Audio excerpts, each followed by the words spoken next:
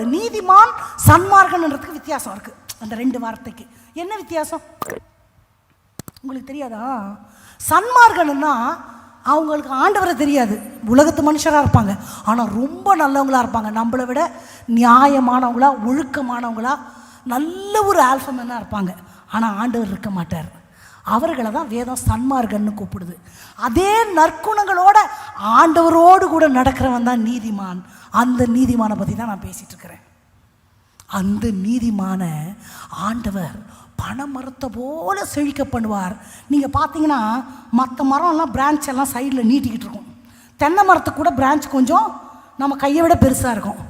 பனை மரத்துக்கு பார்த்தீங்கன்னா மொத்த பிரான்ச்சே இவ்வளோ தான் இருக்கும். அதோட ஒரே ஃபோக்கஸ் மேலே போயிட்டு அப்படியே வேர்ட்டிக்கலாக ஆண்டவரை பார்த்தே தான் போயிட்டுருக்கோம். எல்லாரும் சாமானியர்கள் அந்த மரத்தில் ஏற முடியாது, அப்படியே போகும். அப்போது நான் நோக்கிற திசை ஆண்டவர் என்று ஆண்டவரை பார்த்து பார்த்து பார்த்து பார்த்து பார்த்து தன் வாழ்க்கையை கொண்டு போகிறவன், கண்மலையாகி கிறிஸ்துவுக்குள்ள வேரூன்றி இருக்கிறதா அங்கே ஆண்டவரை நோக்கி தன் வாழ்க்கையை கொண்டு போகிறவன் தான் இந்த நீதிமான்.